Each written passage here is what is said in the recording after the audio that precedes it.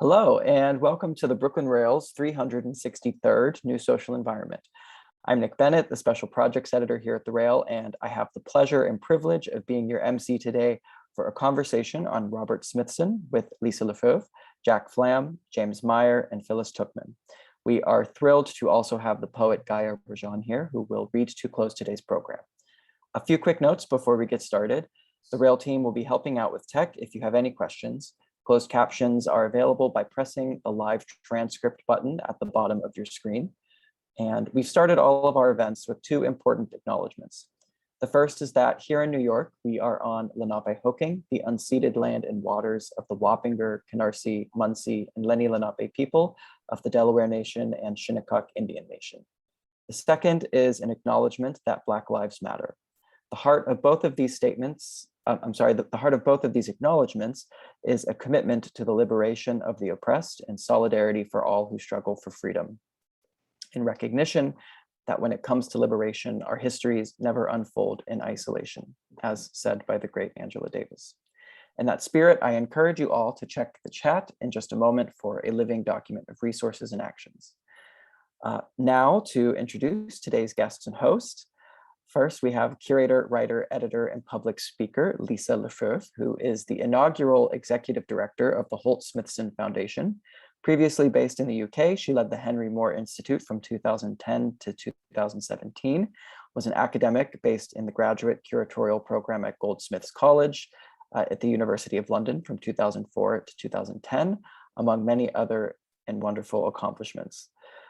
Jack Flam is the president and chief executive officer of the Dedalus Foundation and distinguished professor emeritus of art history at Brooklyn College and the Graduate Center at the City University of New York. He is the author of numerous books, catalogs, and articles, notably the editor of Robert Smithson, The Collected Writings. Art historian James Meyer is a curator of modern art at the National Gallery of Art in Washington, D.C. He was previously the Winship Distinguished Research Associate Professor of Art History at Emory University and Deputy Director and Chief Curator of the Dia Art Foundation. He is the author of the recent The Art of Return, the 60s in Contemporary Culture. And last but certainly not least, critic and art historian Phyllis Tuchman teaches and writes about art, particularly sculpture. She has taught at Williams College, Hunter College, and the School of Visual Arts. She is currently writing a book on the life and times of Robert Smithson and is an editor at large for the Brooklyn Rail. We will be posting a link for full bios for reference in the chat, but without further ado, Phyllis, the mic is yours. Okay, Nick, can I have the first image, please? Great. Oh. Thank you. Welcome to our Brooklyn Rail Zoom celebrating Robert Smithson abstract cartography, which is currently on view at the Marion Goodman Gallery. We have a distinguished group of panelists who I think will enlighten you regarding many aspects of Smithson's art and life. We will be addressing his work, his writings, and towards the end of our discussion, Spiral Jetty and its current condition. But first, I'd like as an introduction to talk about New Jersey, New York, a collage from 1967. Like many of Smithson's artworks, it has a rather straightforward nature. The artist cut an SO map of sections of New Jersey and New York City into a geometric shape, and atop a grid of minimalist white squares, he affixed two black and white instamatic photographs. Actually, this work on paper isn't as matter of fact as it appears to be. Let's just consider the Garden State section, which is on your left. Both the place where Smithson lived for the first year and a half of his life, and then where he was raised as a teenager, appear on this map. Right over here you'll see an indication of the site of the World's Fair of 1939 in Queens. Practically every kid brought up in the surrounding areas heard their parents describe this international exposition ad infinitum. Now, let's look at the minimalist squares. They refer to the tiles on the walls of the Lincoln Tunnel. Are you rolling your eyes? In the manuscript of the Crystal Land, which is on deposit at the Archives of American Art, and which has many more pages than what was published, the artist does indeed mention these tiles. As it is, the Lincoln Tunnel opened a month before Smithson was born. He rode through it constantly with his dad, not to mention when, as a high schooler, he attended the Art Students League. The Instamatic photographs here and here also record how you got from Clifton or Passaic or Rutherford to Manhattan. They're a part of the infamous bus ride described in the Monuments of Passaic. The bottom image also shows you what you would see if you walked several yards east from where poet William Carlos Williams is buried.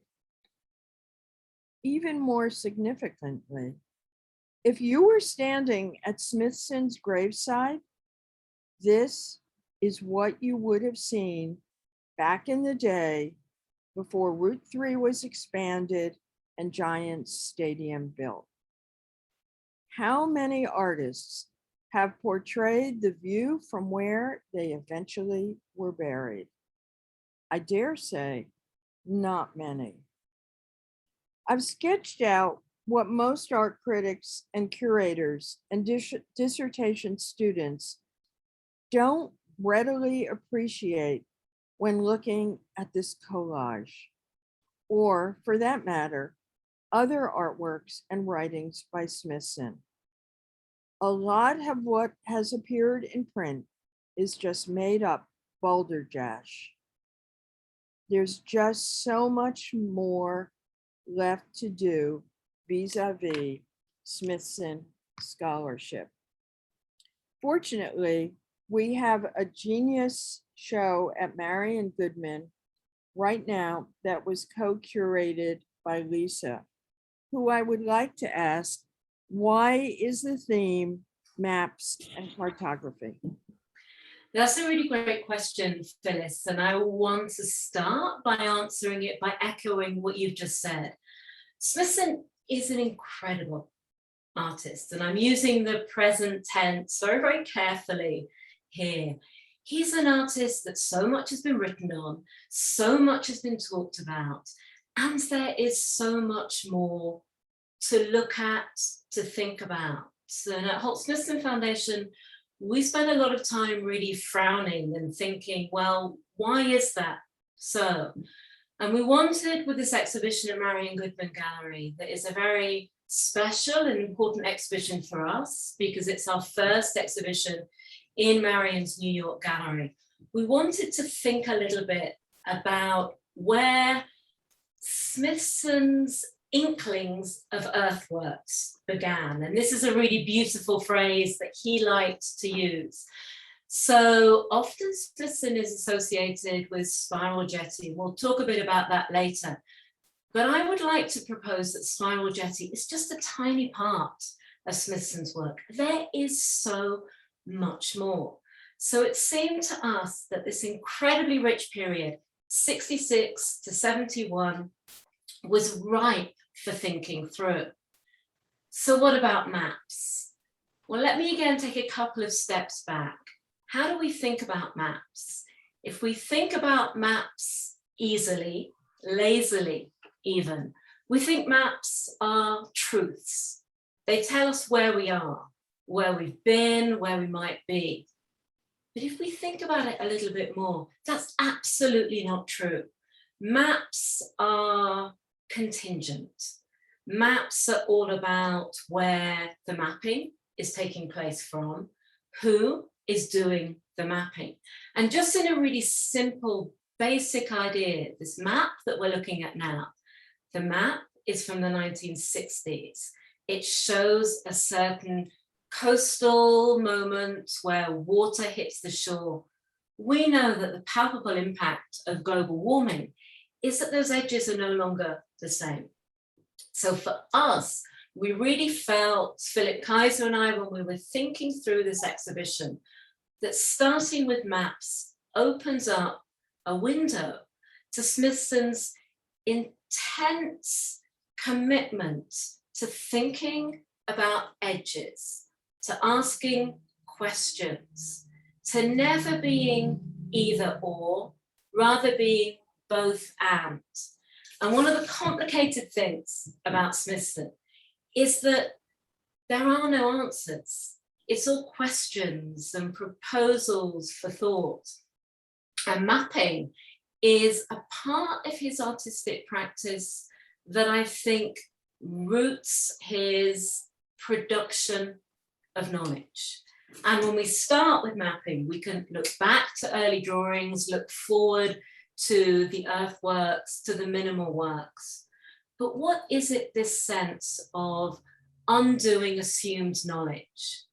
If maps are not truths, then everything turns on its head. So the last image, the Entropic Maps, I really love this work so much. It's big. Okay, so just look at the measurements. It's 50 by 36 inches. What happens when you take a map, you tear it up, and you put it back together again? You are reproposing a way of thinking about finding our place on the surface of this planet. I think that is the gift that Smithson gives us nearly 50 years after he passed away. We have just before this, we have the number 2 image is the actual size of the quadrant maps, which came in very detailed and not so detailed. So that's good. I just put in the quadrant map for that reason. Nick, can we have like 5?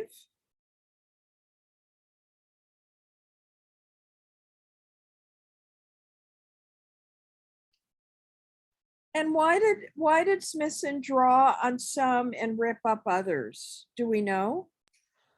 We don't know, actually, Phyllis. And I think one of the things that is so interesting about Smithson, because he had a short life.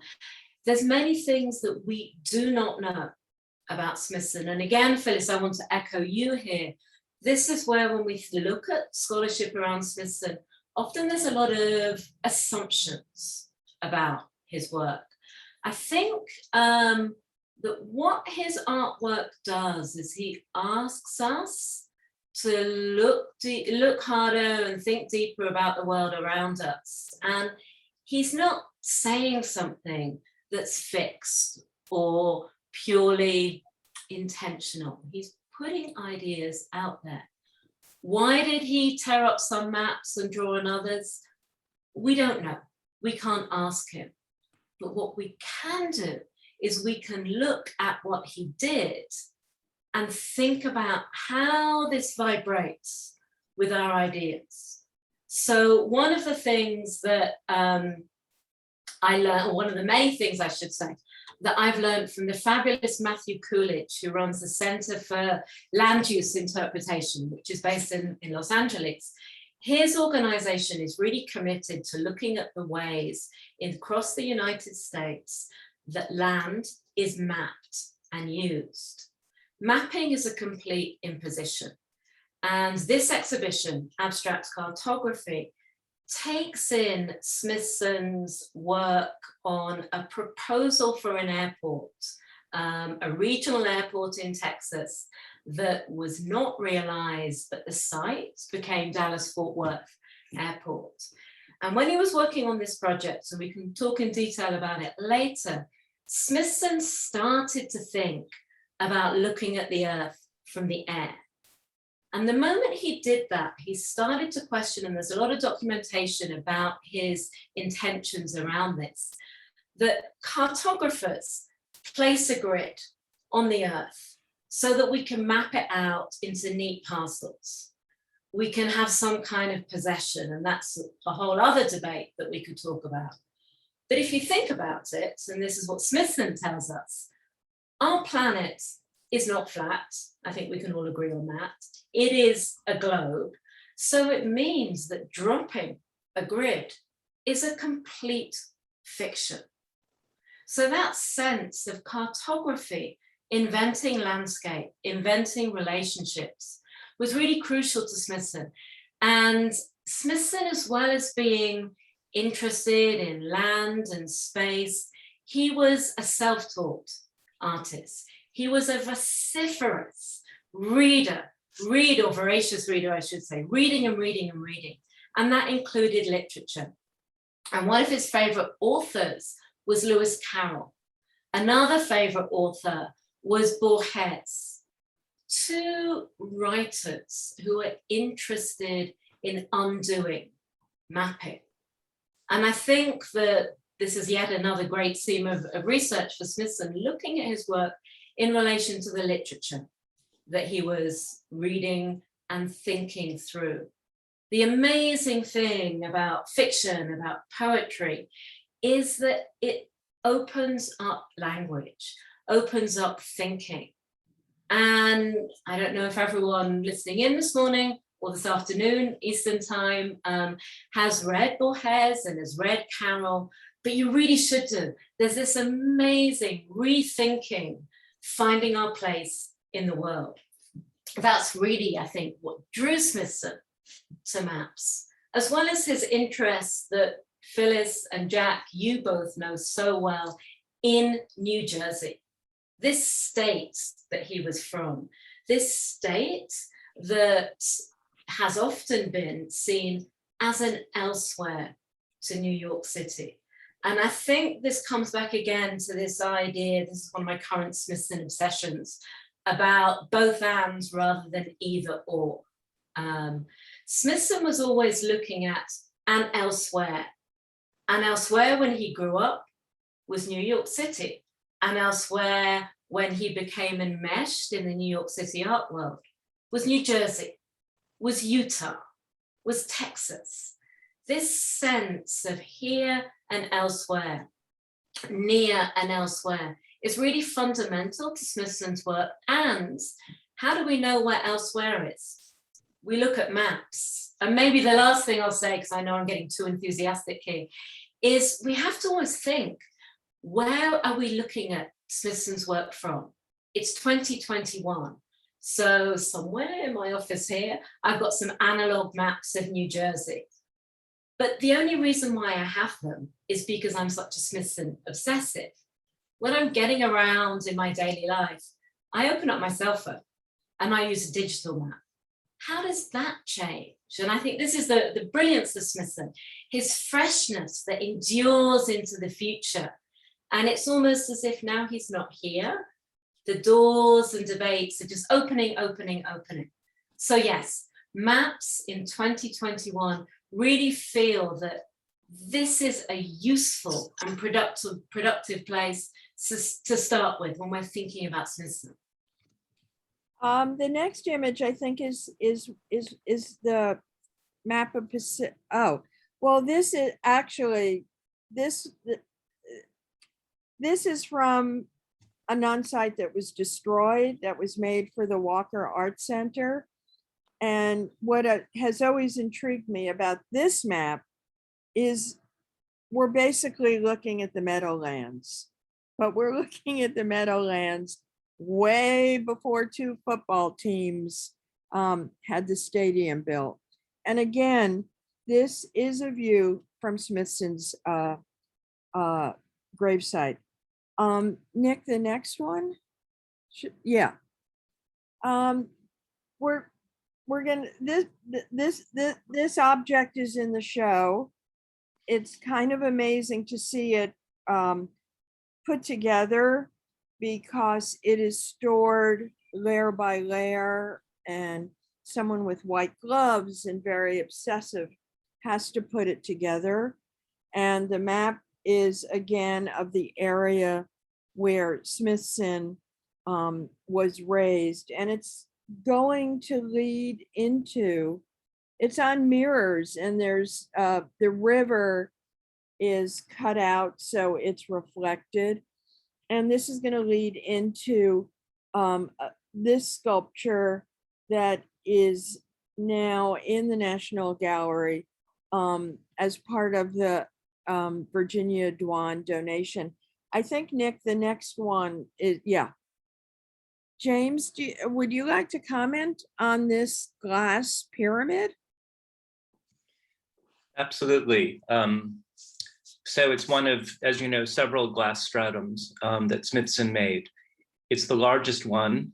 He made it for Virginia Dwan, his dealer, and it was in her living room.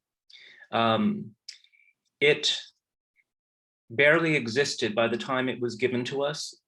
It had suffered a Smithson entropic fate. It had mostly shattered. There were a few remaining pieces from the original. And our conservators constructed it from the original pieces, following the dimensions. It's 2 inches longer from piece to piece, from top to bottom, using a glass manufacturer in the Washington area. What was essential was the right thickness of the glass, the right mix of lime to capture the right color, to give it the sort of greenish, bluish tint it has. Virginia Dwan saw the piece and said it should be bluer, so she felt it wasn't quite right. And finally, he beveled the edges. Smithson didn't just have the sheets cut, but the edges have to be chamfered to give it a more crystalline effect. And it really does make the difference in the piece. So it's a work which, as you can well see, you can see from many points of view. It changes as you go around it. But what I find particularly interesting about it is it's very, very opaque at the top and very transparent at the bottom. So it's something you can both see and, of course, not fully see at all. So the both and that Lisa's talking about, the two perceptual states, something he's very interested in, even in the enantiomorphic chambers, you know, the two mirrored pieces reflecting each other, different points of view in the same work, are occasioned by this stacked piece going from a square to a long rectangle on the bottom. James, I had read that stepped works like this were influenced by Smithson's visit to pyramids in Mexico. Any thoughts about that? You know, the thing is, wasn't the Yucatan trip in '69? So clearly he was aware of all kinds of monuments around the world and ancient American monuments. But certainly I think the airport project, where he's starting to work with these stacked units that we sort of have in this show, some of those maquettes, and works that were in his show in 1968, like Terminal, with these sorts of collapsed perspectives, these units, multiple units sort of getting smaller and larger in the same piece. That's manifest in his kind of reading of minimalism by '68. So the pyramids, sure, but I think it's also coming out of his reading of minimalism and his projects for the airport in '66. And also maybe his great interest in crystallography too, which I know is something, James, that you've thought about quite a lot in relation to the doubling that Smithson is thinking through. I Absolutely. think we have one of these objects, which are, it is like a massive crystal. I would also say, there's of course a whole relationship to Donald Judd, as we all know, and of course the Crystal Land piece that you referred to, that narrative, he's going to New Jersey with Julie Judd, and with Nancy Holt. And his encounter with Judd around 1965, when he is writing his essay about Donald Judd's show at Philadelphia. There's this very intense interaction between Smithson and Judd, and in a way he's taking Juddian seriality and, I don't know, perverting it, coming up with it. Go ahead. No, I'm just asking for the next image. Yeah. Yeah, I think he's, producing what Donald Judd or Stella would call a bad reading of minimal seriality, deliberately. So I think Judd is pretty much also, it seems to me, in a kind of latent aspect to those pyramidal pieces, the serial pieces. And we have a couple views of this, which is astonishing.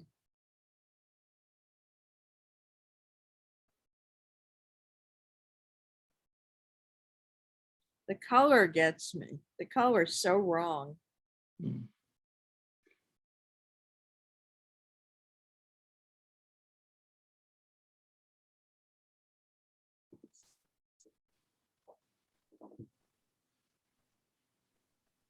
Jack, would you like to talk about the earlier work? Yes, I would, but I'd like to actually make a couple observations as a transition. James, you used the word perverse in relation to this piece. I think it's like it's a perverse reading of minimalism, of seriality, seriality. And one of the things that strikes me about Smithson's work right across the board, the plastic works, we'll call them, the visual works, and also the writings, is that he constantly keeps the viewer or the reader, and sometimes the viewer and the reader are one and the same, off balance. And that off balance, that unexpected move, is something that's really very important in his work. And one of the things that I thought of when Lisa was talking about maps, the importance of maps, surely Smithson knew, and frankly, I don't remember now whether he wrote something about it or not. There's that wonderful Borges story about the English map maker who wants to make a map that's as accurate as possible. So to do so, he makes it bigger and bigger. And eventually he realizes that in order to have a true map, it would have to be the world. It would have to be as big as the world. And so that in a curious way, that difference between art reality and reality, physical reality, is both eclipsed and also made infinitely large, paradoxically. So I think that there's a lot of literary resonance in that, even in the maps, especially in relation to Borges. But what I wanted to talk about, Cal, could you go to the early drawings, is thinking about Smithson over the last couple of months. I was thinking there's something very interesting about his early work in relation to his mature work. And the early work is often quite illustrational, erotically charged, religiously charged, very anguished. You really sense in these early works, could I have the next one, please? An anguished soul, and an anguished soul who has a deep, deep religious stake, as it were, driven through him, that he both needs to live and needs to not have in order to live. And that, I think there's a kind of paradox there, which relates to something that Lisa said before, which has to do with internal, external. And as I was thinking about, could we go to the next one, please? These early drawings. Two things occurred to me. The first is that the only artist that I can think of offhand, the only modern artist, and I think any artist period, whose earliest works are so different from his mature works is Cézanne. When you look at Cézanne's earliest works, there are scenes of rape, murder, violence. And then he makes that transition to these sublime works, these works in which he has sublimated these inner emotions and purified them and objectified them in some way. And Smithson does something similar. There's a kind of sublimation that runs through his work. And I think Phyllis's reading of that first work is an excellent example of that. It's almost as if it occurs to me that the inner torment, and he is an anguished person all his life, a very anguished person. In the early works, the inner torment and anguish is directly expressed in a kind of uncensored way, which is very moving and very kind of breathtaking and at times kind of scary. But what he does later has none of that apparent, but the intensity of the later works is informed by that inner intensity. And one of the things that had occurred to me is that the non-sites are in a sense like reliquaries. And I was thinking about that, and I Googled non-sites reliquaries, and I found it's actually a brilliant article by Nagel on the non-sites and reliquaries, informed by his deep understanding of medieval art. But I think what struck me about the reliquary is that you see there this kind of impulse of his Catholic upbringing being translated into something else. So the reliquary, a piece of a saint, for example, a bone, let's say, a piece of the shin bone of the saint, put inside a container, this beloved and sacred thing. And what are the beloved and sacred things that Smithson is putting inside his reliquaries?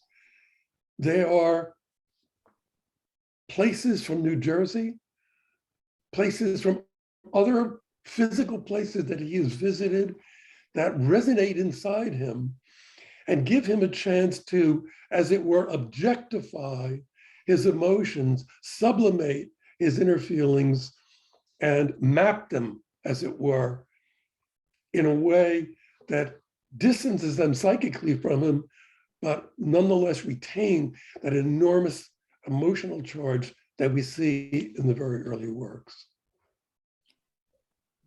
Nick, if we could go to 21, we actually have two non-sites which illustrate this sense of the reliquary and Smithson's awareness of what was happening to contemporary art.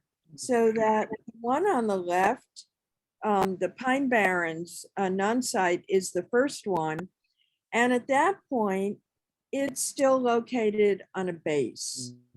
But the work from Franklin rests directly on the ground, continues to be segmented, and we're pretty much told that it is a perspective. And if we can have, and Smithson then includes these non-sites, like the one in Franklin, with an overhead segmented photograph and his own on the right here, a grid of black and white instamatic photographs. And the text. I'm sorry to interrupt, but also the text. The text for this. So, it looks like it's just a museum label. It's not. It's his text. And I think that's an important thing. I'm sorry. This is essentially what you, Jack, and Lisa have said. I mean, if we look at this overhead, imagine Smithson today having access to a drone. Oh my God. And it's a great idea of what James was saying about here and elsewhere. The one that is the most impressive, and I wish I'd thought of it yesterday when we were putting together the images, that was the one in the Whitney Museum, because the container is very simple. It's the reliquary, so to speak, is a very raw container, and the rocks are just piled into it. Well, can we have, well, just go back one second to the previous one that shows where Smithson, as a rock hound, collected the rocks. But if you go to the next one, this is something that people forget. These rocks are put in bins. But I think what people forget is that Smithson was an artist. And when we did the show in Montclair, the registrar was an artist. I don't know who put the rocks in the bins in Princeton, but they were not as artistically done. And I think that's kind of amazing. I think the next group is Great Notch. So Jack, how do you feel? I mean, these are among my favorite Smithson artworks. Mm-hmm. I don't know. Do you feel that way, Jack? Well, yeah. And the other thing about the non-sites is you don't have to travel across the country to see them. I mean, I'm serious. They're installed when they're on view. They're installed in a museum where they're more accessible than, let's say, going to the Spiral Jetty or going to Holland to see, an earth piece. So I think that there's a difference. It's a different kind of work. So I wouldn't say I think one is better typologically or I like one more, but I think they are very different kinds of experiences. What I find, Phyllis, that's so fascinating about the non-sites, most of the non-sites, is that they give you such a very strong sense of two contradictory things, of a place in the world, and also of a man, the guy who put it together. And the non-sites, like the Franklin non-site, for example, there's a real personality there, personality of a man, at the same time that those rocks are real Franklin rocks. And I say that because I, in my childhood and early youth, had a lot of experience at the Franklin Quarry, where he got the rocks from, coincidentally. I mean, I should say, many of you know this, I actually graduated from the same high school as Smithson and Nancy Holt 2 years later. And I also, although I didn't know either one of them, although when Nancy was ill in her last months at Sloan Kettering, I would go to see her and we would talk in the evenings. And it turned out that we knew a bunch of people in common. I remember her saying to me, "Did you know so-and-so?" And I'd say, "Yeah." It was so odd that we never met each other then. Anyway, and I also spent the first 13 years of my life in Passaic. So that when I first read the Monuments of Passaic essay, I was blown away by it. And years later, I was talking to a German scholar I know, and he was talking about it as if Passaic was a mythological place. Because for him, of course, it had become mythological because it was mythologized, so to speak, in Smithson's article. And it was such an odd experience. And it made me think that there are, I'm sure, things in the world that I think of as exotic, writings and works of art that are not exotic to the people who are familiar with them, who come out of a similar milieu. Nick, can we have number 35? This is in Lisa's show, and kind of astonishing. I've never seen this before. Was this in? Did Nancy just keep this in New Mexico? So a lot of the works that we have at Marion Goodman Gallery really have not been shown that much because they were in Nancy Holt's personal collection. So I'm sure everyone knows this, but let me just say this in case everyone doesn't. Both Nancy Holt and Robert Smithson were artists, and they were romantic partners and intellectual partners as well. And Smithson passed away in 1973, Nancy Holt in 2014. And she kept a private collection. And she kept it really for two reasons. One, because she loved this work so much. It had a special resonance to her. And secondly, because she knew for a long time that she wanted, after she passed away, there to be a foundation to look after the creative legacies of her and Smithson. So she wanted this work to just wait until it was that time. So like Smithson, Nancy Holt had this real engagement with the passing of time and change.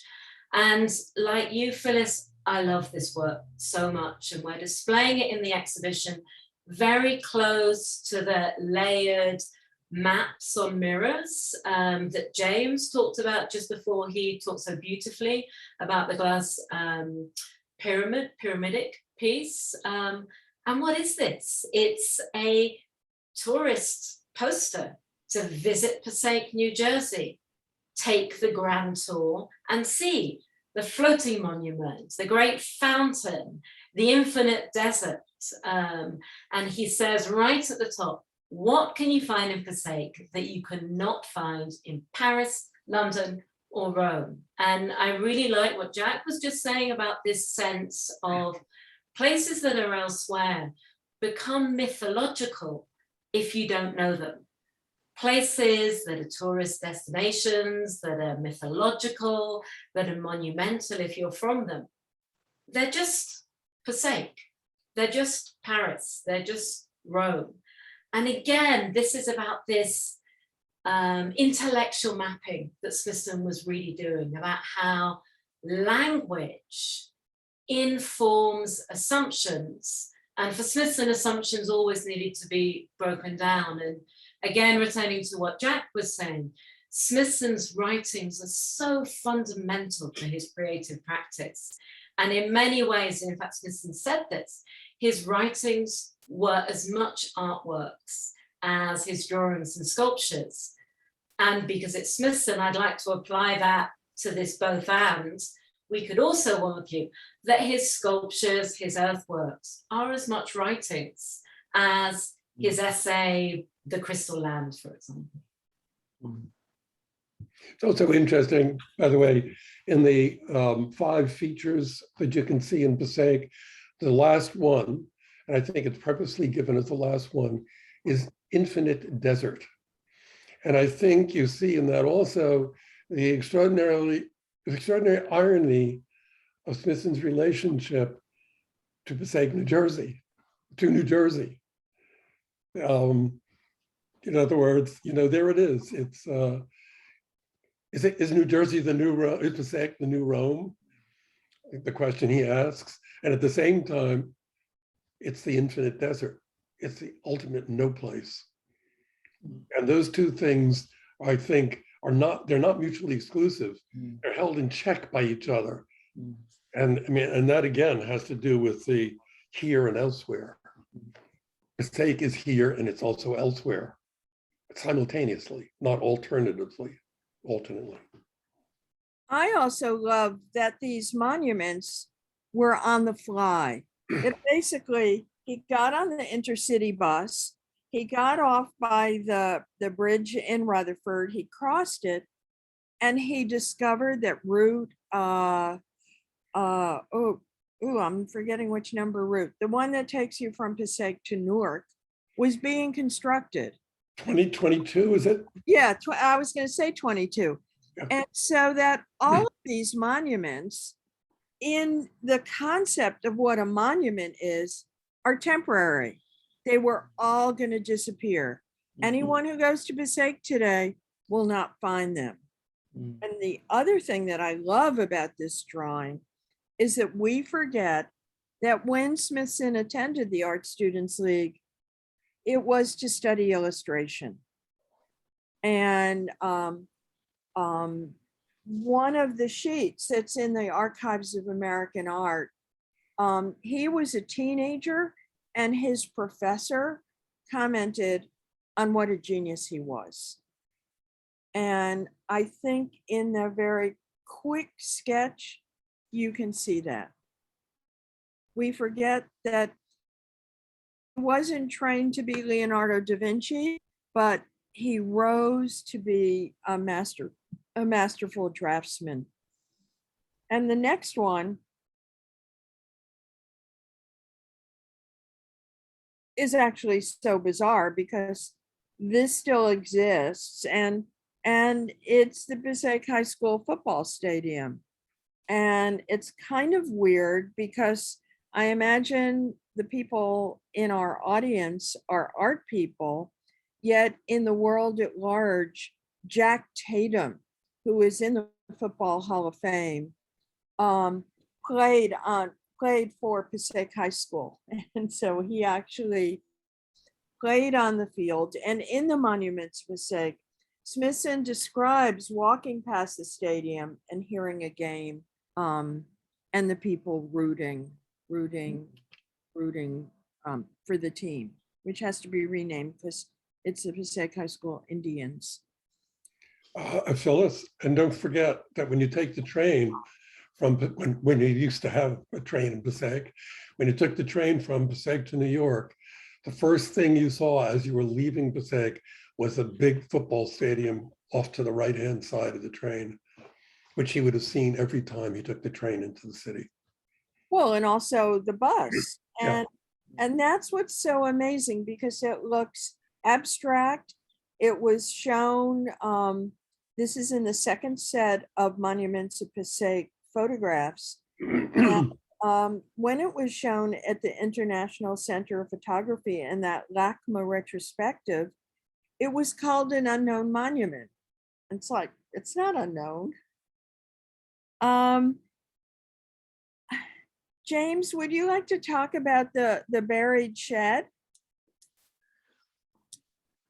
Well, one thing I wanted to just say to that those wonderful photos of the quarry and the mirror straddling the quarry, and also Lisa's idea of the here and the elsewhere, which of course are staged by the first photograph of going to Passaic, coming back from Passaic, New York, New Jersey, is, of course, as we know, Smithson describes his endeavor as dialectical, and he does that at the end of the Spiral Jetty essay, where he, sets up dialectic of the site and the non-site, open and closed, and so on. I think he came to that word dialectic because it was a way of speaking about what we're talking about, the kind of the both and that Lisa talked about, a kind of two terms that are staged in a kind of tension. It's not a kind of Hegelian dialectic that's, idealistic and leading to some kind of further resolution to be synthesized again, but a different kind of non-dialectical dialectic where sort of tensions are staged, two terms, the site and the non-site. So in that wonderful photo you've put up, Phyllis, so the man made the mirror, which would of course be used a lot in the non-sites, like the shell non-sites and other non-sites, kind of human-made processed material like glass, is displaced out into, the site. And so this is a sort of re-inflection of that site and non-site dialectic. And of course, the next year in '69 at Cornell, he would do the wonderful pieces in Ithaca with the salt, Cayuga salt mine, sort of dumped onto mirrors inside the gallery. So then we go inside and the non-site has open boundaries. So the open and the closed, the site and the non-site. And of course, the here and the there, which implies a going to and a going from. It implies a body that's moving from one place to another, which of course the tours, you just showed us that wonderful tourist, come on a tour, but also the Yucatan mirror displacements, where of course, the 9 displacements track his, Nancy's, and Virginia Dwan's procession through the Yucatan from one site to another. So there's a body that's at stake in the non-site-site dialectic, the here and the there, the artist's body, but also the perceiver's body, imagined or literalized in the mobility of going from one place to another, from here to there. So I just think the dialectic that he names his practice, or at least the site and non-site opposition, it's a helpful term for thinking about the kinds of doubling and contradictions, the setting up of two terms in a tension that we're describing. Yeah, the whole thing about doubling is kind of astonishing. I wonder, James, if I could just ask you a question, because something that I haven't thought about in relation to Smithson has just come into my mind from your work. So Smithson used glass a lot and mirrors. Have you got any thoughts on the materiality of glass and mirrors in relation to sand? Because these man-made planes, smooth planes, come from sand. And of course, sand comes from the earth. And as everyone has been talking, I've got this idea that I can't articulate very clearly, ricocheting through my mind. And I wonder, James, if you've thought about this materiality of sand in relation to glass and mirrors? Well, I think you nailed it, Lisa. I think that, you could say the site or that the earth is bound up in the human-made glass or mirror, that in a way the site is embedded into the non-site material that then will enclose the site. So it's a kind of at the micro level, kind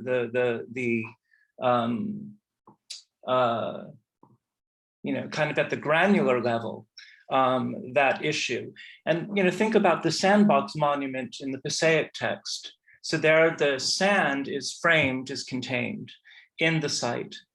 So it's just this wonderful back and forth. And I like what you say about it sort of occupying the material, constitutive level of the materials of his work. Of course, there's the whole perceptual aspect to those materials, as we well know, the reflection, the reversal, all the other aspects, the visuality, Smithson as this great thinker about perception. He needed mirrors and glass to sort of, as he says, to allow our sight to see ourselves seeing, right?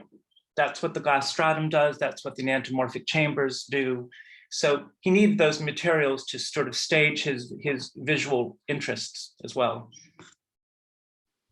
You just blew my mind, because I was very upset when I went to the Pine Barrens, to the airfield, and realized, that was sand. I had already seen it, but the sand that's in the non-site, and I never connected the sand of the Pine Barrens to the sandbox in the park in Passaic. The consistency of the reference is astonishing. Kind of incredible. Can we just see for a second, Nick, the two images of what Great Notch Quarry looks like now, because that will come up in our conversation about Spiral Jetty. This is now a senior, you have a senior residential, there are now senior residential places here in Great Notch. The quarry's gone. You have to be 55. 5 members of my immediate high school class live there.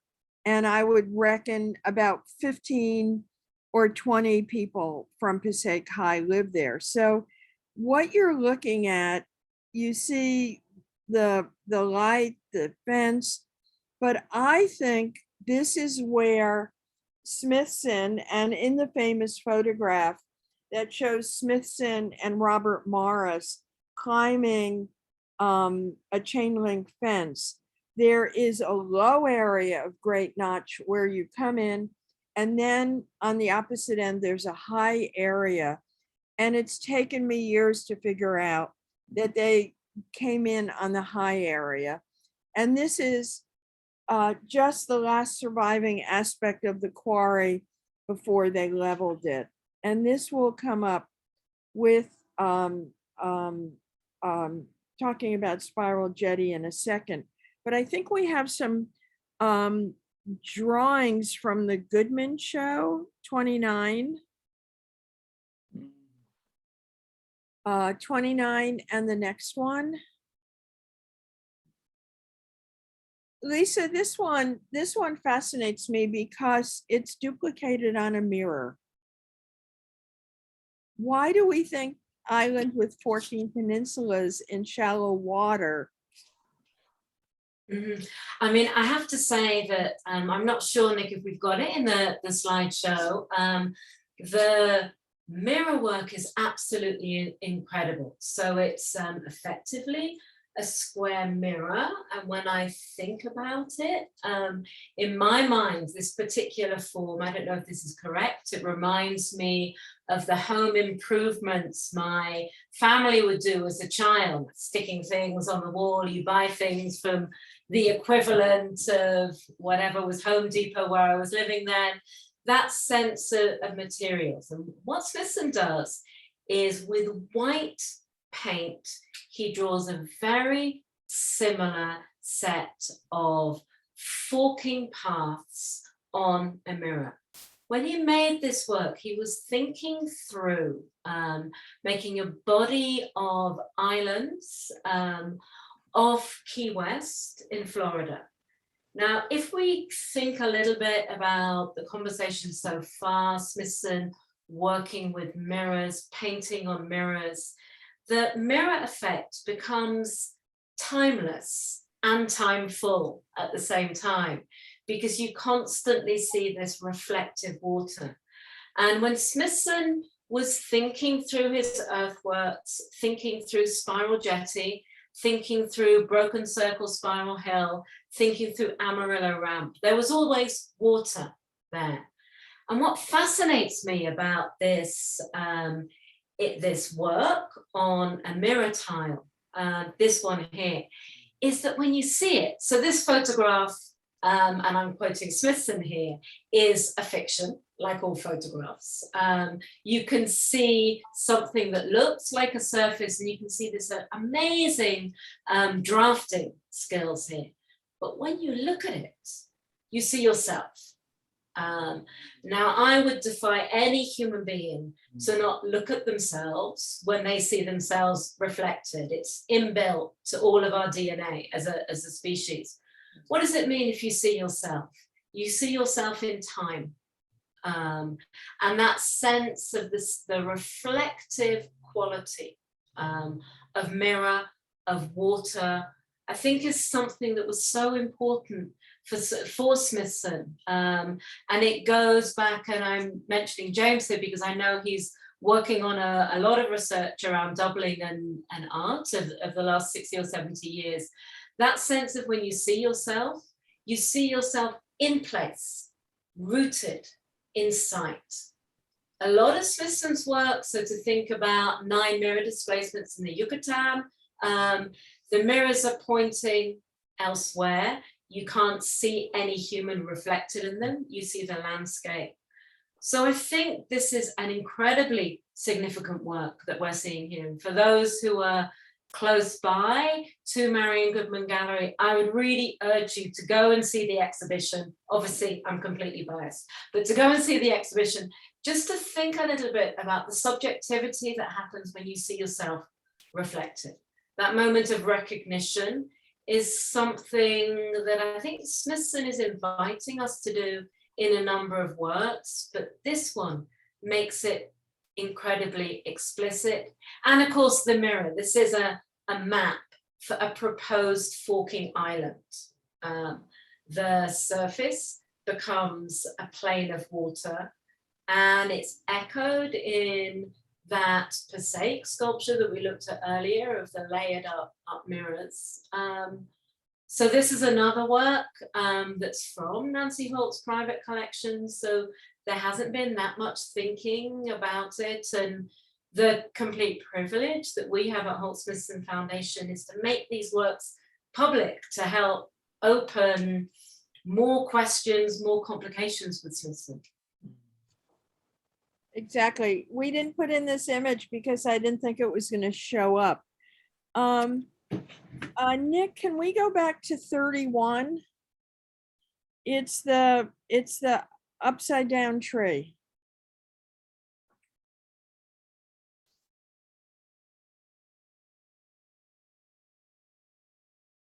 I always think there's a Yiddish word for this sculpture. It's like Medusa.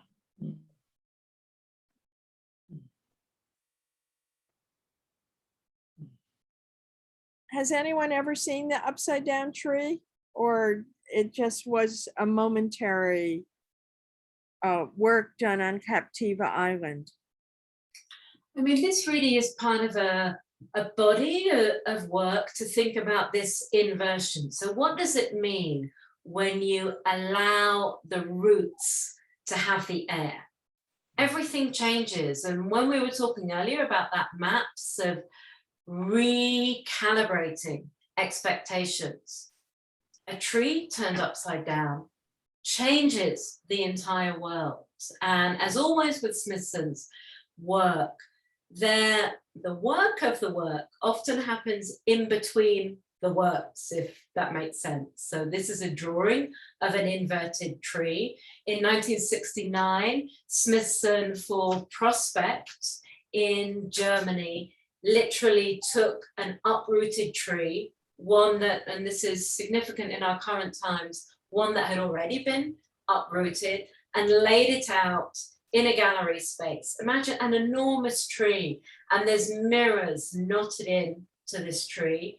He also made a series of works called Upside Down Tree, one in Alfred, New York State, one in the Yucatan, and one on Captiva Island. And there's some really wonderful photographs of Smithson looking all pale and skinny, with Robert Rauschenberg looking all muscly and tanned, working with this sense of inverting a tree. So it's really a body of works. But what I like about this, and I'm thinking a little bit about the images that Jack was talking to, the early drawings, just look at the way Smithson has drawn these roots, these rhizomatic fingers stretching out. You can see that in the darkness. So the drawing of the cross that Jack showed, you can see at one end these tentacles stretching out.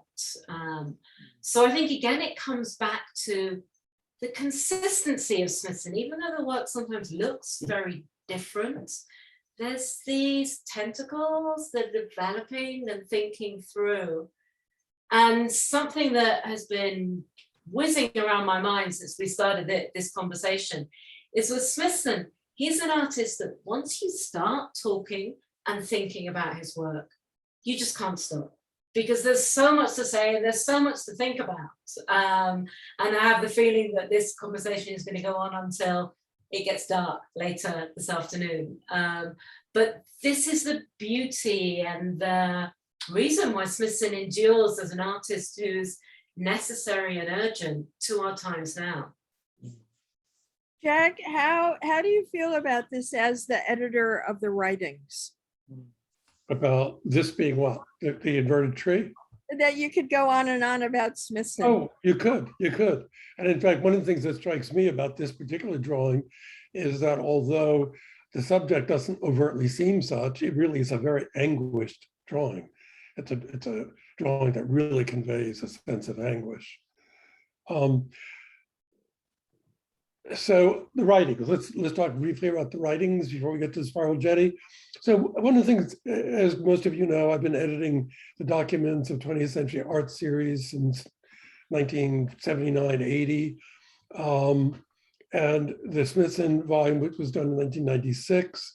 In a nutshell, I'd ask Ned, the original version, actually the second version, NYU Press, was out of print.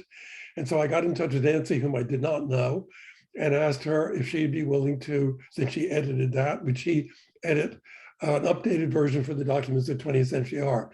And she said yes, and we got together and we started talking about it. And then she said to me, you know something, you're the person who really should do this, not me.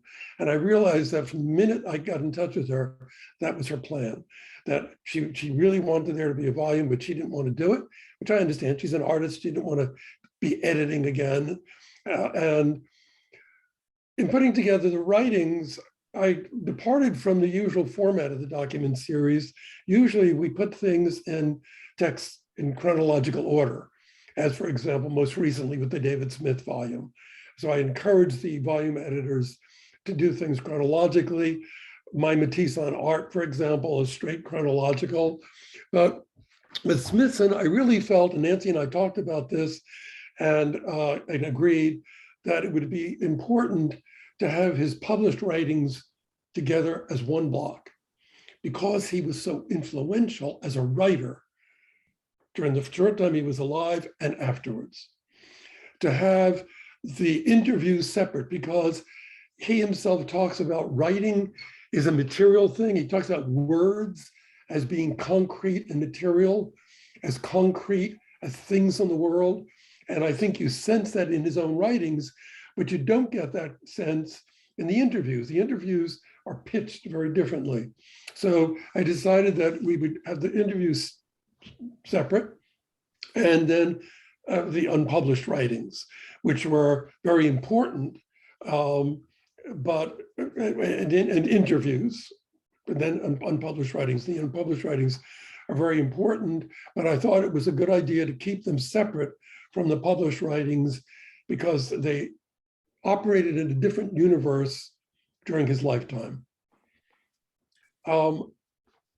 And the book, one thing I really love about the book is that artists love the book. And two of my proudest accomplishments in the document series are the two books that I edited, the Matisse writings and the Smithson writings, because both of them, in very different ways, but both of them appeal greatly to artists. And I think that in a way, an ideal audience for any artist's writings is the audience of other artists. So if somebody else want to pick it up from here? To the other, Lisa, James, do you find that to some extent, young art students resonate more to the writings than even the art? I think for me, Phyllis, I think they're all part of the same thing, actually. The writings inform the art informs the writing. It's a constant dialogical relationship. One of the things that the critic Lawrence Alloway said about Smithson, he was asked the question, why, so I can't remember the date, annoyingly, which is frustrating when my brain is not encyclopedic, but it was maybe in the late 70s, early 80s. He was asked the question, why is Smithson so influential to other artists? And Alloway said, well, surely the aim or the desire for every artist is that they have an impact on other artists. And Alloway put it down to the relationship between the writings and the artwork. So I think it's that doubling. And I remember so distinctly when I was a student, I had the great honor of the collected writings, Jack's edition here, being on my reading list. That's where I discovered Smithson. And I think this is the beauty of collected writings of artists, is it's a means into thinking with an artist. And personally, I'm just such a fan of artists' writings. They're the best writings on art because they're slippery and difficult and illuminating, and they kind of embody that advice that John Cage famously gave, that to think about language we need to pay attention to the spaces between the words, and you describe this as being energizing and illuminating, and I think that's what Smithson does. He's always opening up ideas, and it's not always easy to read, but that's okay. Sometimes difficulty gets one to think harder. My thought is, I haven't taught too many artists, but actually I did a whole course on Robert Smithson and his generation at Emory. And Jack, your wonderful book was our basic book. We just read your book, and it sustained a whole class because there's so much to Smithson and to the writings. It was enough to sustain a whole course. Yeah, they are. The writings are astonishingly rich complex. And when you go back and reread texts, you see things in them that you didn't see the first time around, that they have a kind of complexity that's a kind of literary complexity, which you very rarely get in artist writings. Very rarely get. Yeah, and all from someone who didn't go to college. Mhm. And one of the decisions that we made was to keep the poetry, as you may remember, the poetry, his poetry, which is quite astonishing. It's a bit like the early drawings. It's so raw, violent, and to do it in his handwriting. So we decided not to have the printed text, to only give it in his handwriting. And if you go back and take a look at the book, it's so moving to see his handwriting, which luckily is legible, by the way, so we could get away with that, doing it that way. But in his handwriting, you actually sense the materiality of the words that he writes about in other places. Even at that early stage, he's from the late 50s.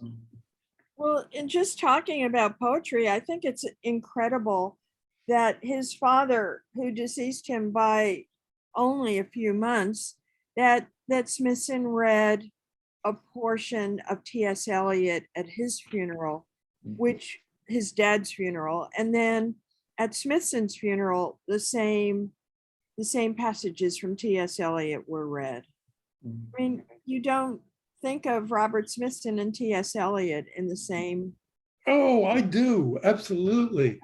And in fact, one of the things that I was thinking about, if you don't mind my contradicting you, Phyllis, No. and partly maybe it's because from my teens, I've been a T.S. Eliot fan beyond what I should have ever been. So that was a sympathy when I started reading Smithson, his love of Eliot and the influence hovering behind him of Eliot. And I would almost go as far as to say that in his own early poetry and in his earliest writings and the drawings have a lot of the kind of anguish, right, and kind of uncomfortable anguish in relation to religion and salvation that you sense in early Eliot. And Smithson's early drawings, I would say, are like the wasteland. But the later works, ones where it's sublimated, they're like four quartets. And I think that to me, that the Eliot is there, and I would not be surprised if he himself felt that way. Smithson himself felt that way. Yeah, I would agree with that. Should we skip ahead to Spiral Jetty, which is just such a huge topic?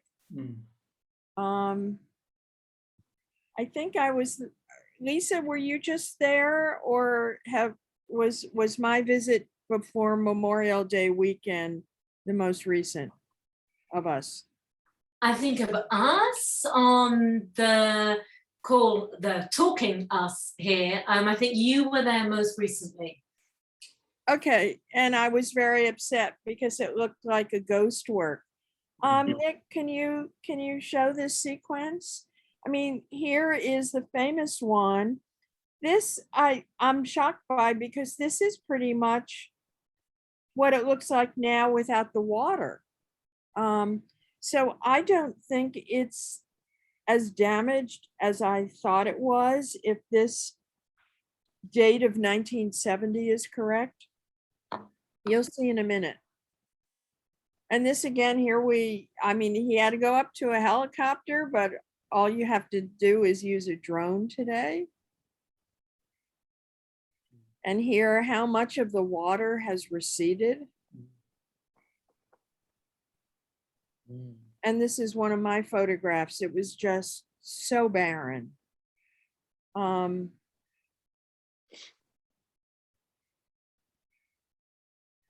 A detail which actually I kind of love these two details. And the next one, and this is where all the water has receded, and that tiny vertical in the distance is Hunter Drojahoska, who walked to the end, who looks like a match there. But what can we say about, I mean, climate change? So I have a couple of observations that I'd like to make very quickly. I first saw the Jetty, was there with Nancy in 1998. And our occasion for going there is that it had just come up out of water. As most of you probably know, Smithson consulted with the Corps Army Engineers so that we're building a rail track across the Great Salt Lake. And he wanted to know how high they thought the water would get, because the Great Salt Lake is not fed by streams or springs. It's fed by the snow melt in the surrounding mountains. And my understanding is that it's like a cup. It has there's no holes in the bottom. And that's part of why it's so saline. It becomes so saline. And what happened is not long, only a few years after it was built, the Army Corps of Engineers railway bridge was underwater and the spiral jetty was underwater. And it stayed underwater for several years. And then it emerged in 1998. This was 2 years after I published the writings book, and Nancy and I had become very close friends. And she said, let's go see the spiral jetty together. Or we went with a third person, this guy Vince, who was a friend of hers. And we hired a helicopter in Salt Lake City to fly over it early in the morning. And the guy who flew the helicopter had been a helicopter pilot in Vietnam. And he was now a sculptor, and he did welded steel sculpture. And we said, oh, well, we're going to see the spiral jetty, thinking he's an artist, And he said, what's the spiral jetty? So this is not that long ago, in 1998, an artist, and not somebody doing, statues of famous people for parks. A guy who's working in welded steel, who lived in Salt Lake City, did not know what the spiral jetty was. We got there, it was barely above water.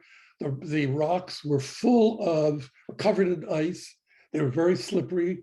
Both of us fell into the water a couple of times, walking on, it was like walking on ice. But there was no one else there. And in fact, because we went in the afternoon, we drove there. There was no one else there. There was the old bumpy road, dirt road to get there. I did not go back for several years until the memorial service for Nancy. And I remember on the bus, and I think this is indicative, this is not just anecdote. On the bus, a whole bunch of us were talking about, these are all people that knew Nancy and Bob's work pretty well. We're saying, should it be repaired? Should rocks be replaced, et cetera? And of course, when we got there, it turned out the spiral jetty was about 100 feet from the shore of the lake.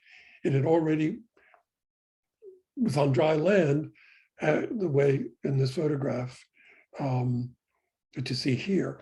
And so the whole idea of, did it have to be restored because it's in water and you want to be able to, say, walk out on it, no longer was an issue. So one of the things that I bring this up because of how important entropy was for Smithson, but entropy, he talks a lot about the interaction between the future and the past, not just the future and the present.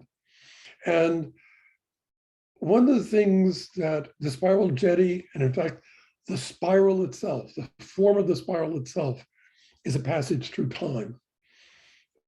And I think that seeing this history now of the spiral jetty over the last, 45 years roughly or so, makes you realize how prescient he was in many ways. Because even though he went out of his way to make sure that it would stay above water, consulting with the Army Corps of Engineers, he knew that nature was not predictable.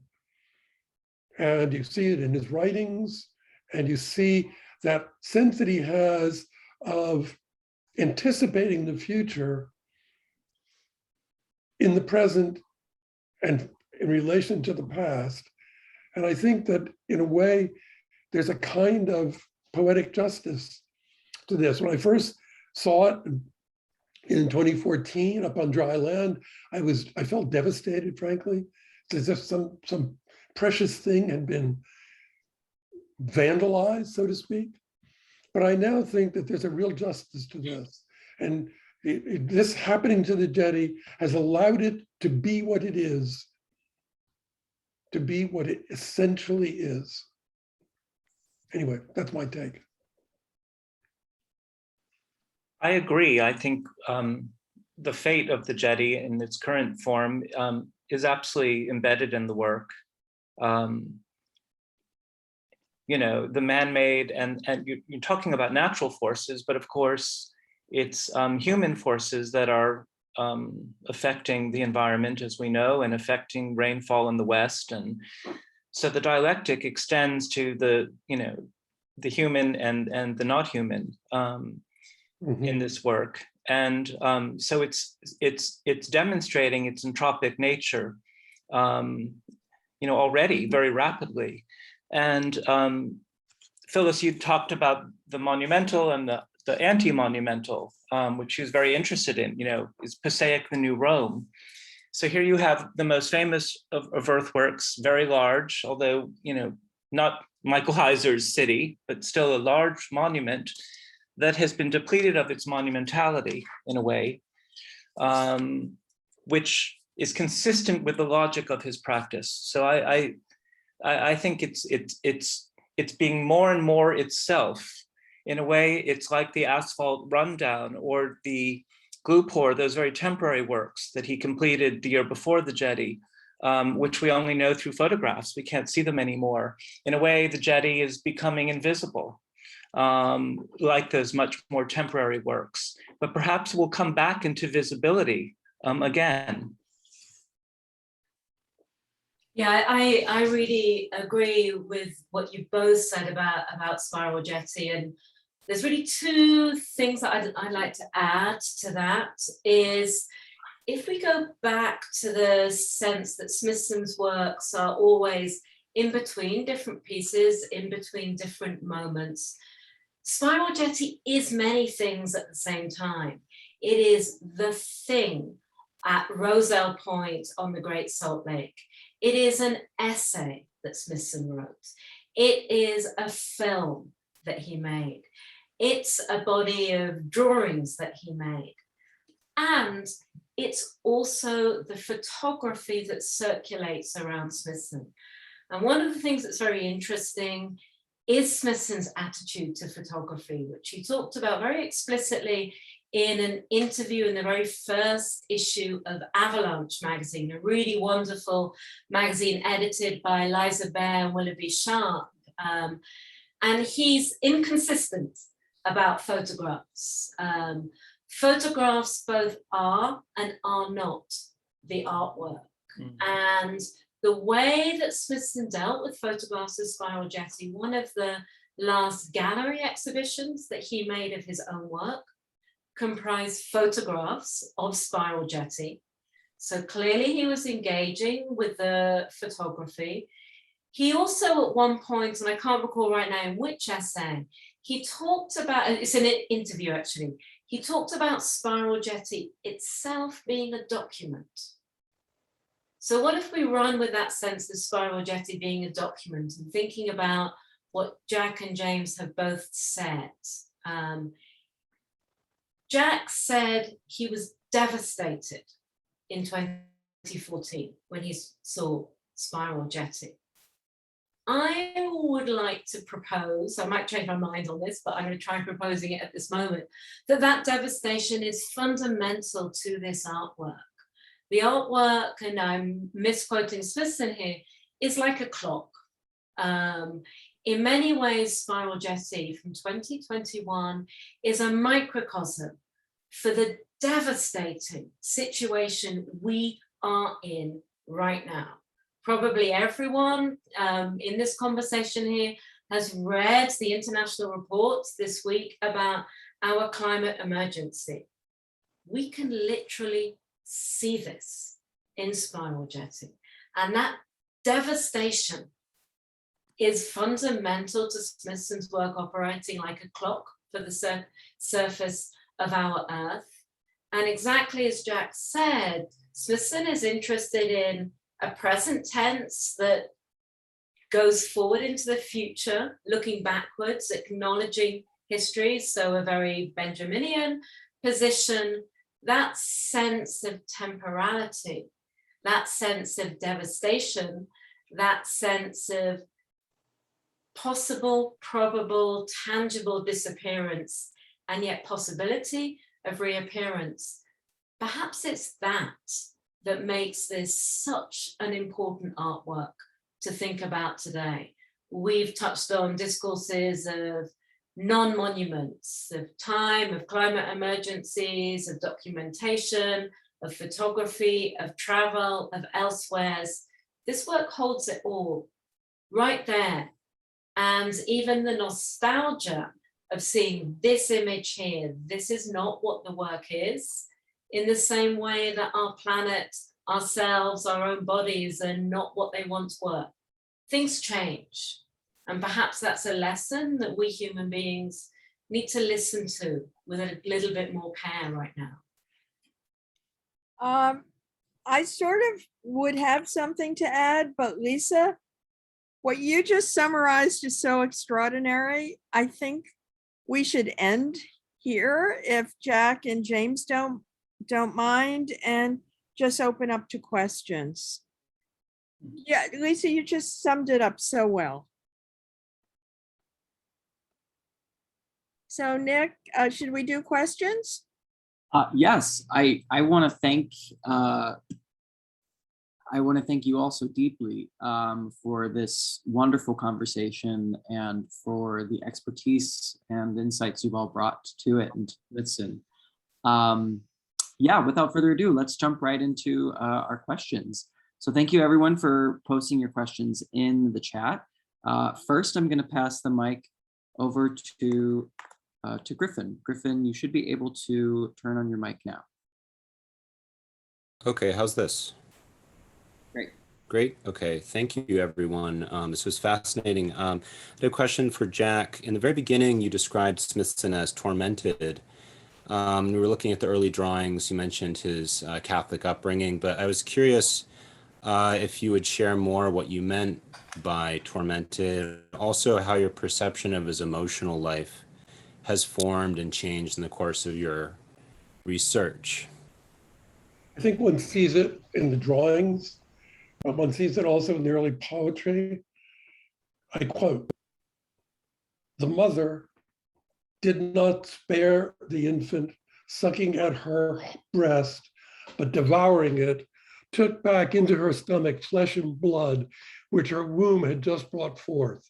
And so Saint Jerome returned to the desert. All through the night, Rome went burning. Oh, lamentable misery. Oh, mournful misery. We fear the evil one.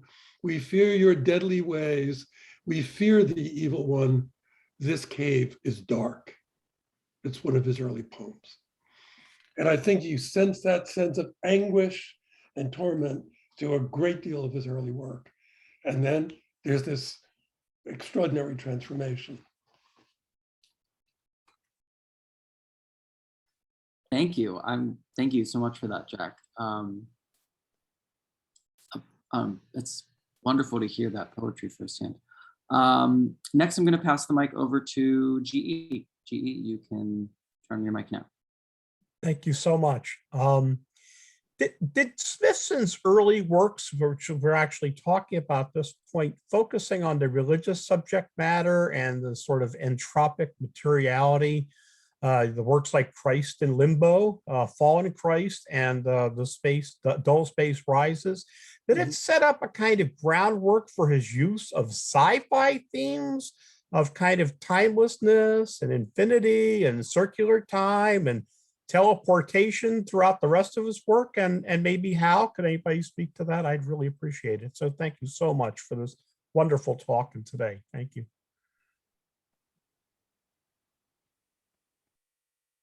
My one immediate response to that is that sense that within all world religions, within all belief systems, there is this sense of the infinite. And the infinite is an extension of lived time.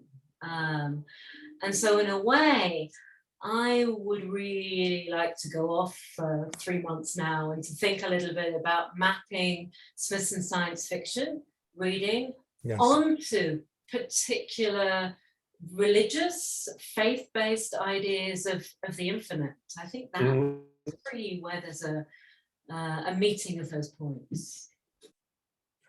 Especially at one point, he even has that one piece that's kind of a take on Bellini, where it's Christ in a spacesuit being lifted by angels. So it's like this perfect intersection there, it seems, of where he's taking off and going on and beginning to look towards the infinite. Thank you so much. Thank you, GE. Next, I'm going to pass the mic over to my colleague, Catherine. Hi, thanks so much for spending your afternoon with us. I have two sort of questions. The first one, it's kind of quick, but I'm really curious if Smithson was familiar with John McPhee's work. And then the second question is more general. What were some of the challenges, surprises, or discoveries of putting together the exhibition? And what would you do differently? What would you keep the same? Yeah, those are my two questions.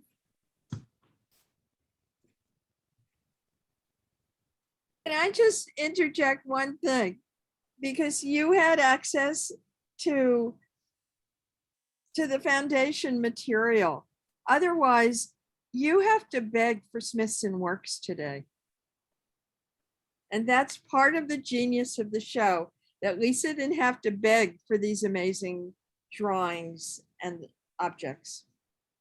So let me answer, I'm going to try and be really, really brief. 3 questions, but I'll just start with your statement there, Phyllis. I mean, one of the things that's very different now from how it was before is that there is a foundation that exists called Holt Smithson Foundation. We've existed for a little while, but we've been active for maybe 3 years or so. And fundamental to our values is our openness to learn work, to wrestle with questions, to look at contradictions, to be right, to be wrong. So I think that's something that's a really important shift. That's really our job to do. To go back to the John McPhee question, which I really love, the answer is yes. Holt and Smithson were familiar with his writings, and in the Robert Smithson and Nancy Holt papers at the Archives of American Art, you can see that they clipped John McPhee's articles on the Pine Barrens. So one thing that I really love with my constant geekdom is reading the collected essays of John McPhee around the Pine Barrens in that great publication, and then watching Nancy Holt and Robert Smithson's Swamp, watching Nancy Holt's Pine Barrens, because you can really see this wonderful reverberation. And John McPhee is just such an amazing, amazing writer, and you can read echoes of it in the writings of Smithson and of Nancy Holt as well. In terms of the exhibition, how would we do things differently? Oh, every day one can make a different exhibition on Robert Smithson. This is the whole thing. There's endless exhibitions that can be made. And I have to say that this is a big claim, but I think my favorite week of 2021 so far was installing that exhibition and thinking through the materials with a group of really big brains from the gallery and from our foundation to really think, what does it mean if you put X and Y together? Do you make A, B, or C, or the entire alphabet? So it will be done differently because every day there's something new to think about with Smithson.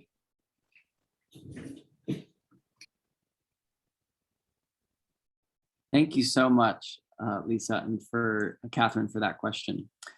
Next, I'm going to pass the mic over to my colleague, Malvika. Thank you, Nick. I feel like usually you call me your comrade, but I'll take colleague. This conversation has been so fantastic. Thank you so much, Lisa. Thank you, Jack. Phyllis, thank you. Always brilliant. I guess as I was listening to the conversation, I was having this experience. It felt like almost like being on a psychedelic or something where you start making connections. Everything is about everything. Because, you know, clearly we're talking about some literal works, but so much of the conversation has been kind of beyond that. It's been very philosophical, very metaphysical. You've hit so much about kind of temporality, the past, nostalgia, what is the document, you know, how does memory work, things like that. Lisa, I especially loved your comments about sort of climate emergency and that kind of like Benjaminian, you know, the angel that looks both ways, that Janus-faced thing. There's so much here, and I guess my question for you is the question I was thinking about throughout. I was taking so many notes. Is, you know, to each of you, what do you feel are the takeaways from Smithson's like whole life, the takeaways from this discourse for contemporary art practice? Like, what do you feel are the little keys that we might pass on to a person, to a visual artist or a person with a practice, a land art practice? Like, what are the little craft and thinking about craft nuggets that each of you have kind of sieved out? I think for one thing, he's paradigmatic of something that you don't see in a lot of contemporary work, which is a sense of openness. And when I say openness, I mean, you know, for example, he was against the picturesque. When he bought that island off Maine, and then he realized he couldn't do a project there because it was too picturesque. And in a sense, he was also against nostalgia per se. The past for him was not nostalgic. The past was a kind of a force that sent energy out into the future, to the present. And I think that that kind of energy and that sense that if you create an object that is resonant and rich enough in its implications, even if it's a simple object, it can have very intense emotional and intellectual and even philosophical implications. And I think that he is a master of that. And I think that is something that I think if I were a young contemporary artist, that would be the thing that I would be most moved by and the most motivated by. Wouldn't it be great to create things that have that kind of resonance, that kind of multifaceted quality? I actually, I wrote, you know, a book about this, The Art of Return, and the second part is about the Smithson return in contemporary art. And, you know, what I discovered is that we've been talking about multiple Smithsons, how it all holds together as a web, but there are these different Smithsons. And so that Smithson returns in different ways in different moments for different generations. So in the 90s, artists like Sam Durant and Renee Green, Tom Burr are looking at the site and the non-site. They're looking at the partially buried woodshed. Mike Nelson looks at the partially buried woodshed. Jeremy Miller, the English artist, goes to the Hotel Palenque and takes photos in the very spots where Smithson sort of speaks about the Hotel Palenque in his slideshow. Tacita Deans made several works. She herself said just what Jack Flam said, that, you know, Smithson is open. It gives his work gives her a place to reside. There's so much that she can work with. And then other artists made works about, you know, the Iraq War. Mike Nelson's Woodshed is really a reference to the Vietnam War work, Partially Buried Woodshed. So Smithson becomes available to different generations in different ways. And it seems to me that the question of global warming, with climate, of entropy is very relevant right this minute. that one drawing that we will show was one of his untropic landscape drawings. And there are others that just sort of represent, if you will, the end of the world with just these few shacks and these sort of burning buildings. Really could just be a portrait of what's happening in the West or in the Greek islands and so on. So Smithson becomes available because he's so rich, so porous, and so open to different generations, different practitioners in different ways. And it's up to the practitioner to find her Smithson, what's resonant for her in each moment. Thank you. Lisa, do you want to go or should I go? I think this is a good moment to just mention how critical Nancy Holt is to our image of Robert Smithson. Nancy drove the car. Smithson never learned how to drive. That's a lot of places she chauffeured him to.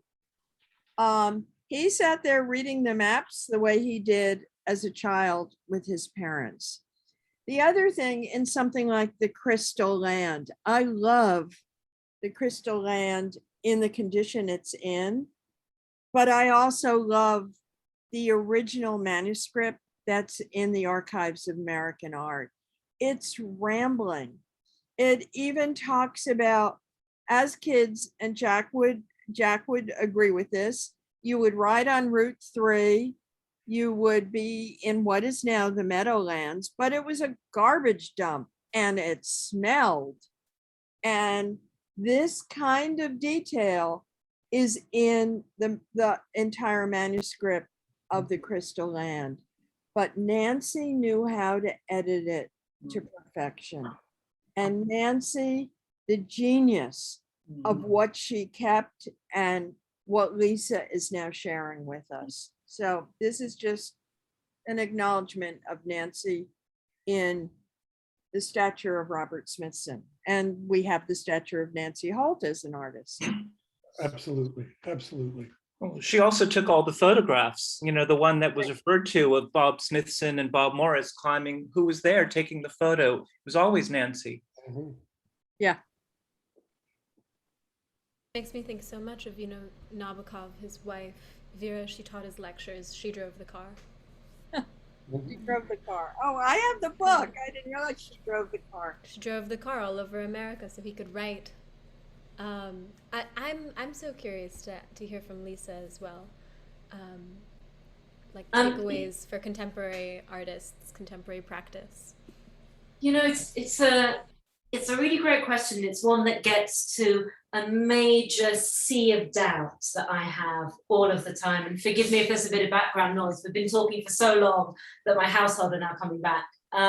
So one of the things that I find, I'm obsessed with art. And when one is obsessed with something, one always needs to deal with the doubt that comes with that. And every so often, I could probably peg it to every 3.5 months, I have a crisis.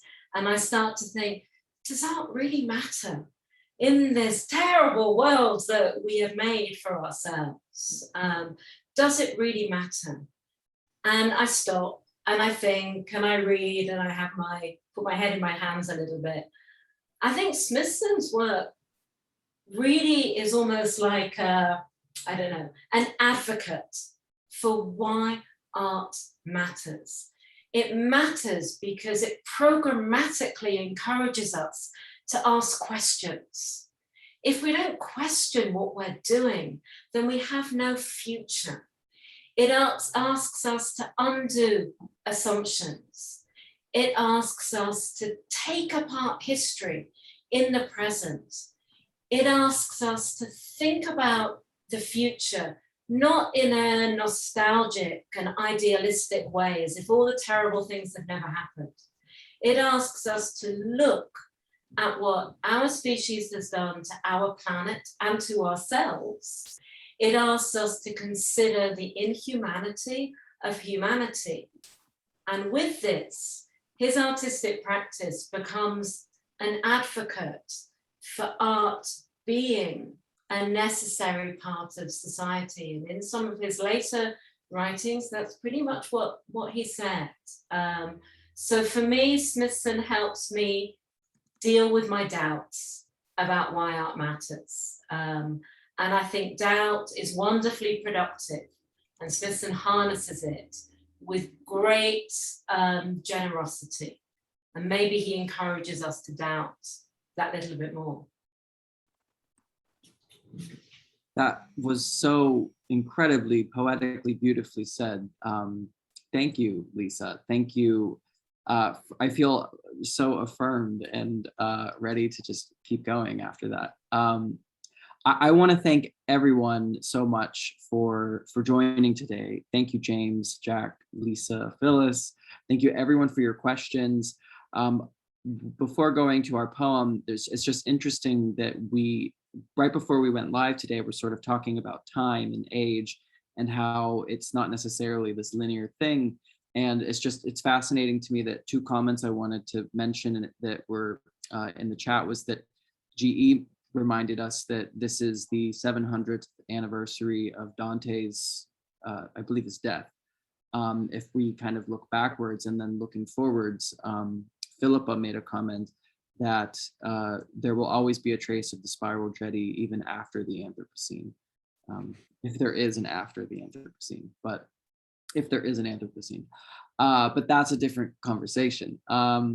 However, I again share my deep gratitude for the generosity you've all shared with us today.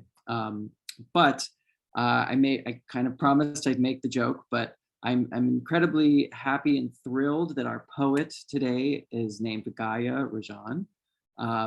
We have a tradition here at the Rail of ending our community events with a poem, with a poetry reading. And Gaia is our poet laureate of the day.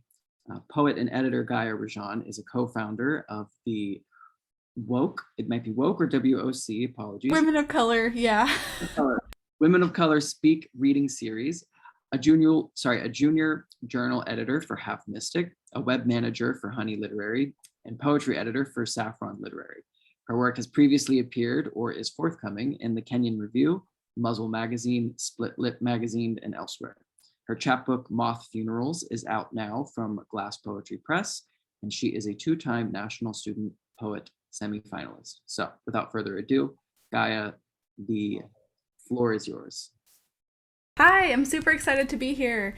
Yeah, my name is Gaia, and I'm going to start with a poem that's from a micro chapbook that just got announced yesterday. It's called Elsewhere, and it's forthcoming from Variant Lit. So yeah, this is called Tomorrow. I still love science fiction. My new machine is a scream of bruising parts, sinewy. Huxley, you shall know the truth, and the truth shall turn you mad. I wonder if the machine thinks I am my loneliness. The book's clear plastic wrapping dissolves my knee. This morning I stole the robot from the curbside in our city of extinct things, carried this endling like I might have a child, clawed small steel welts into my hip. A woman, watching me lug the machine to the crosswalk, reached out to press the pedestrian button. I imagined she reached to touch me, and my eyes were shut. I almost missed the mechanized signal. Forward, a flat voice shouted to the dark, and nothing moved. The machine shifts her head. 17 years, I felt like a beast.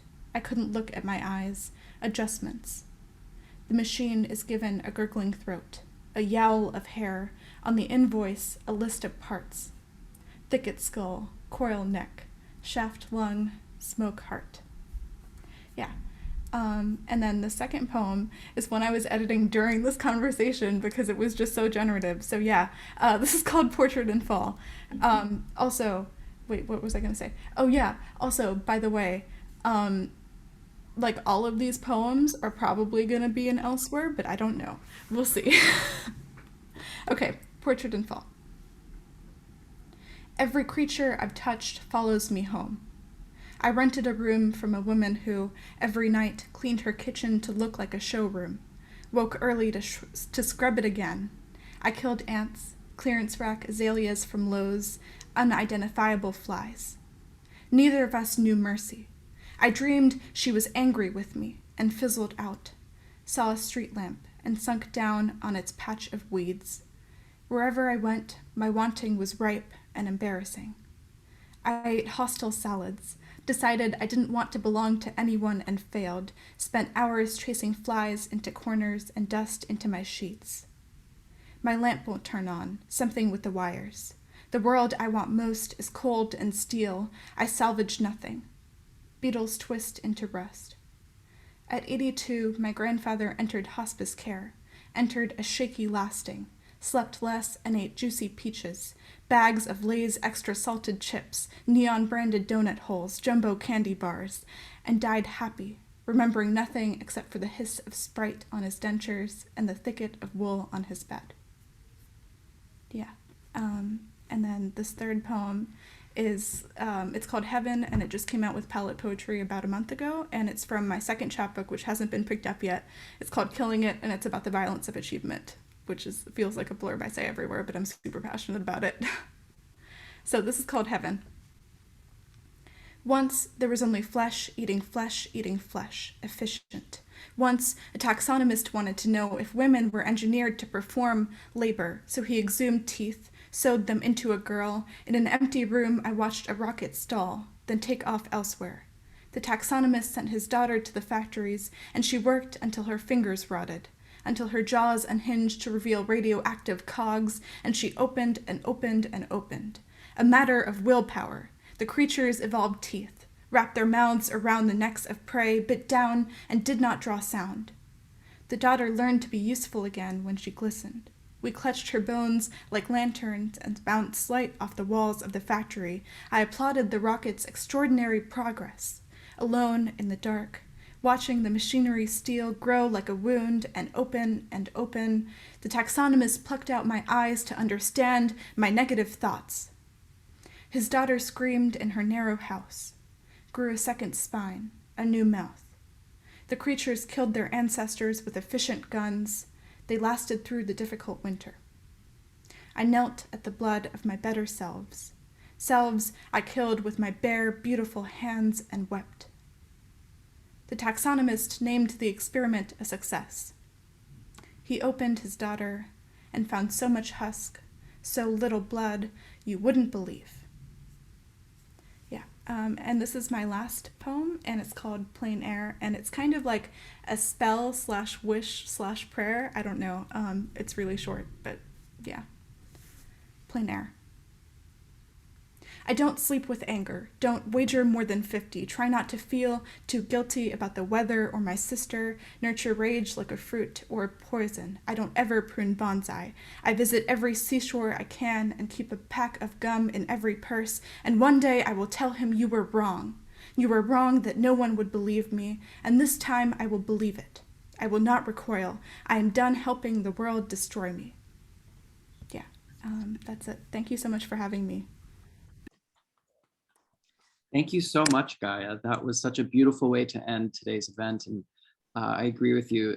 Today, in one word, has been generative. I would once again just want to thank you, Phyllis. Thank you, Lisa. Thank you, Jack and James, for joining us today.